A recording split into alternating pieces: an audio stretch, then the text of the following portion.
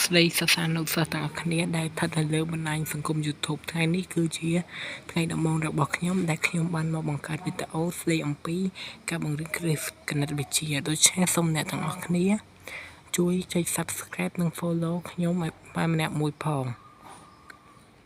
អញ្ចឹងយើងងាកមកមើលកន្សោមរបស់ខ្ញុំដែលខ្ញុំបានដាក់នេះវិញ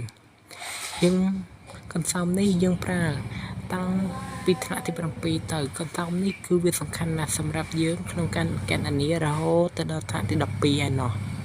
អញ្ចឹងចង់នឹងថាវាមានលក្ខណៈពិសេសយ៉ាងម៉េចដែរយើងងាកមកមើលទាំងអស់គ្នាគេថាដក2បូក1អញ្ចឹងមុននឹងចូលទៅដល់កណនាកន្សោមខ្ញុំចង់ឲ្យអ្នកទាំងអស់គ្នាមកយល់អំពីការប្រើសញ្ញារបស់យើងវិញក្នុងសញ្ញាដក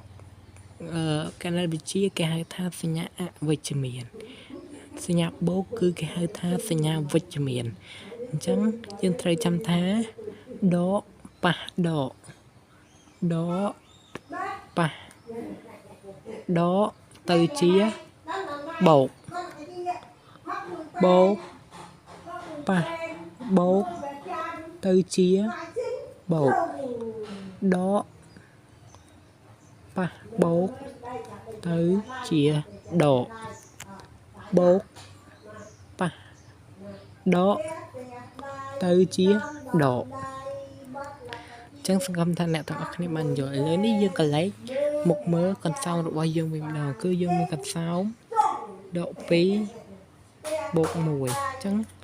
គេសួរថាឃើញចម្លើយប៉ុន្មានអញ្ចឹងយើងមកធ្វើប្រមាណវិធីរបស់វាវិញដក2បូក1អញ្ចឹងក្នុងទ្រឹស្ដីយើងមិញយើងថាម៉េចយើងថាដកប៉ះបូកទៅជាដកអញ្ចឹងសញ្ញានេះគឺវាមានលេខដកប៉ះនឹងបូកទៅជាដកអញ្ចឹងដកប៉ះបូកទៅដកអញ្ចឹងយើងយក2ដក1អញ្ចឹង2ដក1គឺស្មើ1ហើយយើងក៏លេខទៅមើលសញ្ញាតើសញ្ញានៅលេខមួយណាដែលធំជាងអញ្ចឹងគឺនៅដក2អញ្ចឹង